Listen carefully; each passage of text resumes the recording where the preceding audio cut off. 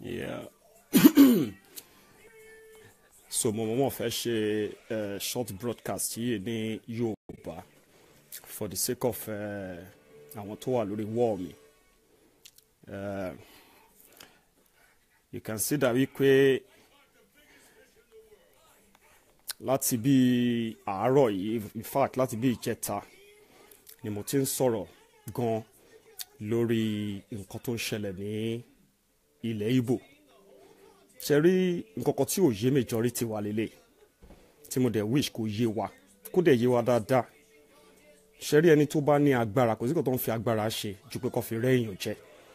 And àwọn tó dẹ̀ wà nínú ìjọba wọ́n mọ value agbára gan, and the number one agbára tí wọ́n ní òun ni wípé kí wọ́n create fear nínú wa. Now tí nǹkan bá wá ń ṣẹlẹ̀ lẹ́gbẹ̀ẹ́ ilé ẹ̀, lẹ́gbẹ̀ẹ́ neighbor ẹ̀, tó sọ pé torí pé kò ń ṣèwọ ló ń ṣẹlẹ̀ sí, tí wọ́n ń feel cool tó ń justify ẹ̀, ńṣe ló ń sọ fún alágbára tó ní agbára yẹn lọ́wọ́ wípé nǹkan tóun ló lè ṣe. Now gbogbo yín ń fi ọ̀rọ̀ Biafra àbí kò ṣe Biafra, ẹ̀ ń ròyìn pé Biafra yẹn is the only problem tó lè destroy Nigeria. No, Biafra kọ́ ló máa destroy Nigeria. Ẹ̀yin Yorùbá tẹ́ ń wò mí yìí kẹ́ gbọ́ dáadáa. Biafra kọ́ ló máa destroy Nigeria. Nǹkan tó máa destroy Nigeria òun ni àbòsí ojú ayé tí gbogbo àjọ ń ṣe. Nǹkan tó bá kàn wá òun nìkan ló matter. Nǹkan tó bá kàn ẹni tó wà lẹ́gbẹ̀ẹ́ ilé wa kò kàn wá. Now àbòsí yìí ló máa jẹ́ kí a rí nǹkan tí ò dáa ká sọ pé ó dáa, as long as tó ti ń ṣàwá ló ṣẹlẹ̀ sí. Mo rí àwọn àgbàlagbà, mo rí ẹ̀yin youth tí mo believe pé ẹ kàwé, ó dẹ̀ kẹ́ tí ẹ lè reason beyond bí àwọn ọ̀dà àwọn àgbàlagbà yẹn ṣe máa ronú. Now àwọn àgbàlagbà ló máa dá wàhálà sílẹ̀, àwa ọ̀dọ́ la máa lọ jàjà yẹn. Nígbà tí wọ́n bá fẹ́ discuss bí wọ́n ṣe máa dá wàhálà sílẹ̀, èmi àti ẹ ò ní sí níbẹ̀. But tó bá ti wá dá sílẹ̀ tán, wọ́n wá bọ́ síta, wọ́n á pè èmi àti ẹ ká wá lọ ja ìjà yẹn. Ẹ̀yin ń bára yín jà lórí Facebook torí ọ̀rọ̀ Biafra, but àwa tá jẹ́ Yorùbá ní ilẹ̀ títí wa gangan a yàtọ̀ sí ẹrú. Gbogbo wa ládẹ mọ̀,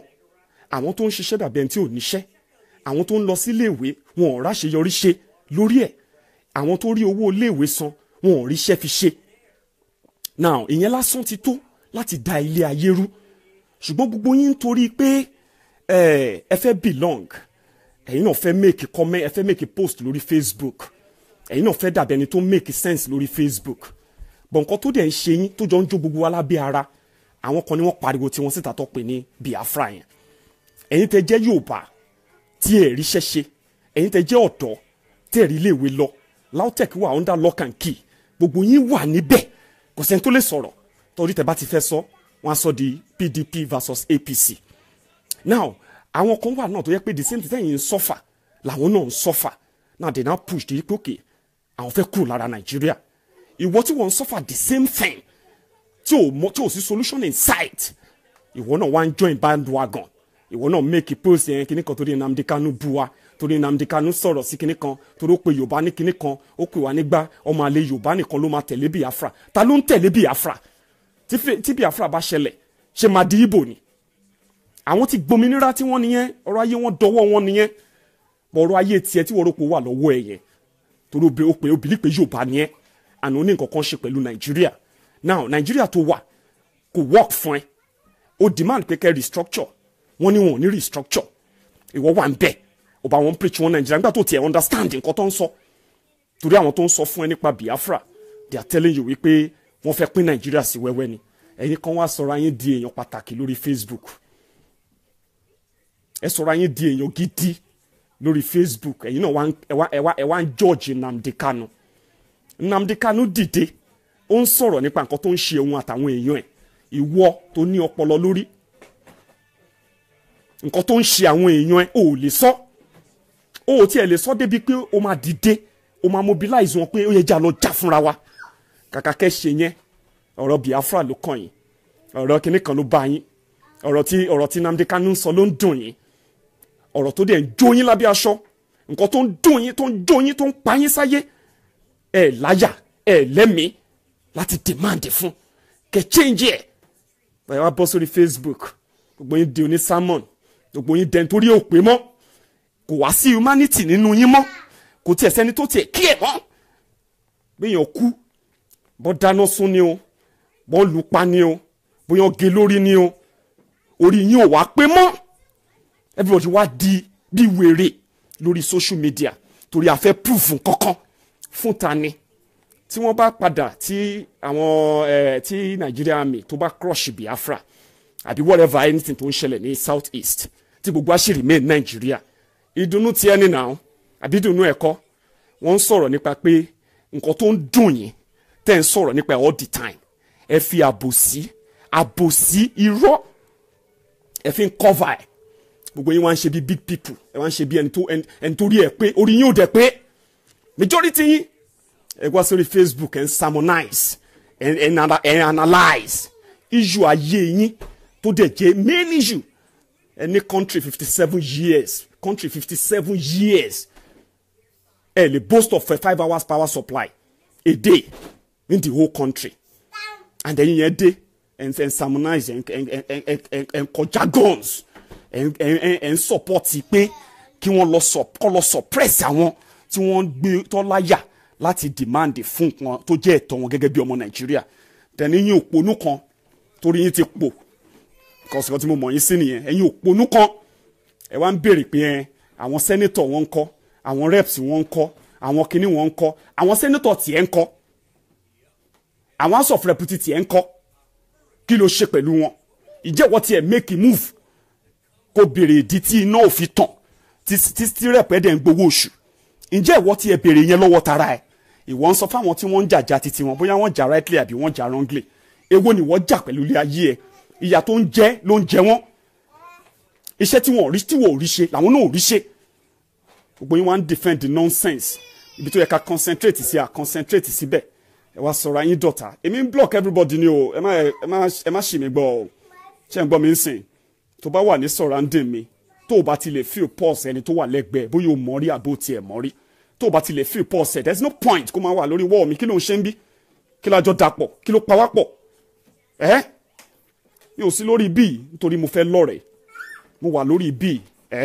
láti discover àwọn èèyàn tó máa help ayé tèmi grow àtàwọn èèyàn tèmi náà máa lo ayé mi láti fi grow títí wọn mi ò sí níbi fún torí pé mo fẹ́ kó like mi ò need like ẹ mi ò need love ẹ mi ò need anything ẹ mo kàn need brain ẹni tó wà functional kì í ṣe pé ọpọlọ òṣì tó yẹ pé racism tó ti jẹnú ẹ̀dọ̀ majority yín nǹkan tẹ̀dẹ̀ ń jà fún ẹ̀ mọ́ ànígbà tẹ́ bá ti mọ nǹkan tẹ́ ń jà fún ẹ máa shadow boxing ni ìṣèlú pé ẹ̀kan máa gbá òfìfo lẹ́sẹ̀ lásán ni mi ò ń ṣọ̀tá anybody o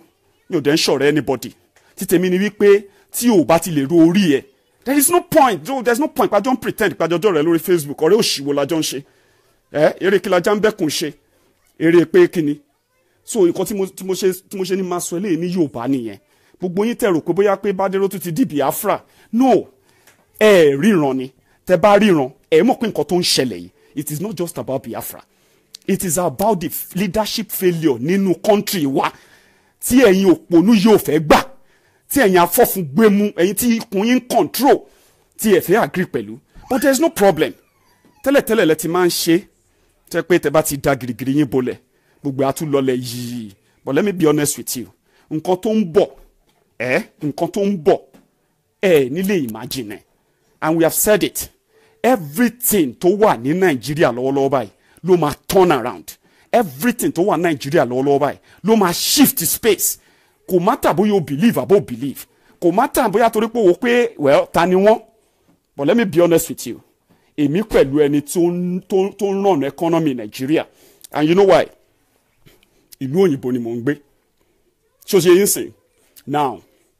ní last year alone over $33 billion òun ni èèyàn bíi tèmi àtàwọn míì tó ń struggle l'Amẹ́ríkà ní Canada ní all over the world òun ni owó ta kó sínú economy Nigeria ní 2016 Nigeria government tẹ́yìn defend yẹn wọ́n contribute kọ́bọ̀ sínú economy Nigeria they just take ibi tí wọ́n ti ń wa epo tí wọ́n ti ń rí owó ní Nigeria ẹ lọ síbẹ̀ kẹ́ sọ fún mi pé bíbẹ̀ ṣe rí yẹn ló ṣe ẹ kó rí now so tó bá sọ yí pé èmi tí mo wà nílùú òyìnbó tí mò ń struggle tó jẹ́ pé that same frustration tí wọ́n face yẹn òun ló lé mi kúrò Nigeria so ibi tẹ́lẹ̀ orí ẹlòmíì inú yín ò ti pé nìyẹn ó ṣe padà wálé ṣebí lẹ́nu ìwọ wà yẹn kí ló dé tí náà yín ò ti bẹ̀rẹ̀ sí ní tàn kí ló dé tí gbogbo ọ̀nà yín ò ti bẹ̀rẹ̀ sí ní da kí ló dé tí gbogbo yín ò ti bẹ̀rẹ̀ sí ní máa ríṣẹ́ kẹ́ máa change iṣẹ́ ṣebí Nàìjíríà yẹn nìwọ wà yẹn so tó bá yẹ pé ó da ni àbí tó bá sọ fún ẹ pé wọ́n gbé kí ló ti ń pè wọ́n gbé ship kan sí etí òkun lẹ́kọ̀ọ́ tó fẹ́ kó èèyàn 5,000 ẹni tó bá ti wọnú ẹ̀ ó dọmọ Amẹ́ríkà nìyẹn ṣó mo yé yín tẹ́ máa para yín ni so àbòsí tí Nàìjíríà bá ti bàjẹ́ àbòsí ló bà Nàìjíríà jẹ́ kì í ṣe Biafra ló bà Nàìjíríà jẹ́ torí nǹkan tó ń ṣe Biafra ló ń ṣe Odùduwà òun ló ń ṣe Àrẹwà ṣùgbọ́n irọ́ àti àbòsí ojú ayé tí gbogbo yín tẹjọ́ ń ṣe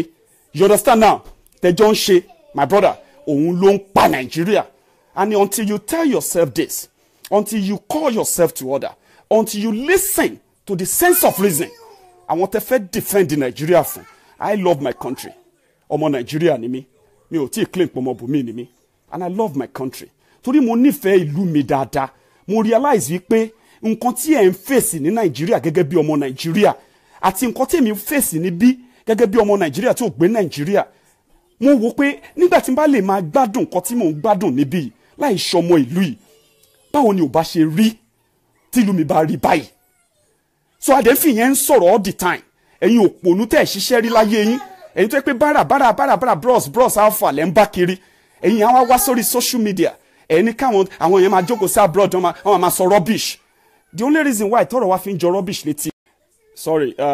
mo rí kọ̀ọ̀kan bẹ̀rẹ̀ ni so the only thing tí ọ̀rọ̀ mi fi ń jọ rubbish àbí tí ọ̀rọ̀ rú àwa báyìí fi ń jọ rubbish létí gbogbo yín is just because of pé lọ́pọlọ torí ẹ̀ pé orí yín ò pé torí yín bá pé ni ẹ máa jókòó sínú country kan etí lẹ fi ń gbọ́ oye owó tí wọ́n ń pa etí lẹ fi ń gbọ́ oye owó tí ìlú yín ní but ẹ bá wo àpò yín kọ́bọ̀ ò sí ń bẹ̀ iṣẹ́ kò síṣẹ́ iná kò síná iléèwé kò sí iléèwé hospital kò sí àwọn tí wọ́n dẹ̀ yẹ kí wọ́n fún yín ní gbogbo nǹkan yìí àwọn ni wọ́n ń kọ́lé oríṣiríṣi àwọn ni wọ́n ń kọ́ hotel kákàkiri àwọn ni wọ́n ń kọ́ best hospitals àwọn ni wọ́n ń kọ́ new private universities ẹ wá sọ pé ẹni tó wà ń lo òyìnbó ló ń sọ̀sọ̀kúsọ they will just sit abroad and they will be saying nonsense 30 billion ní country yìí náà ń fẹ́ lọ yá owó tí wọ́n máa san for another 25 years ṣẹ́mọ̀ 30 billion wọ́n máa san fún 25 years owó tí àwa ń fi sí Nàìjíríà lọ́dọọdún is over that so if you don't know you should know we own Nigeria we have a stake in Nigeria and it doesn't matter how you feel ṣùgbọ́n mi sè Hausa ni ẹ Yorùbá ni ẹ or Igbo ni ẹ or whatever how you feel but the truth of the matter ni wípé something is coming and it will change the course of history and it's about to happen it doesn't matter how you feel about it it will happen and àjọ gbé Nigeria yẹn náà ni you understand what I mean so máa pàdé yín lálẹ́ nígbà tí wọ́n máa ṣe real deal when people will celebrate ipe after ariwo wa the crazy python dance tí wọ́n sọ pé ó ń dance ní east wọ́n ti ń wọ lọ wọ́n ti ń sokùn mọ́ndì báyìí sè wọ́n máa wọ́ wọn padà sínú zoo tó ti kó wọn wá military has no place in democracy if you are not educated enough now I have told you in a democracy military has no place in democracy they are the last resort and the poor education tí wọ́n ń fún yín nílé is what to blame for all this so ó dìgbà yẹn I'll see you later.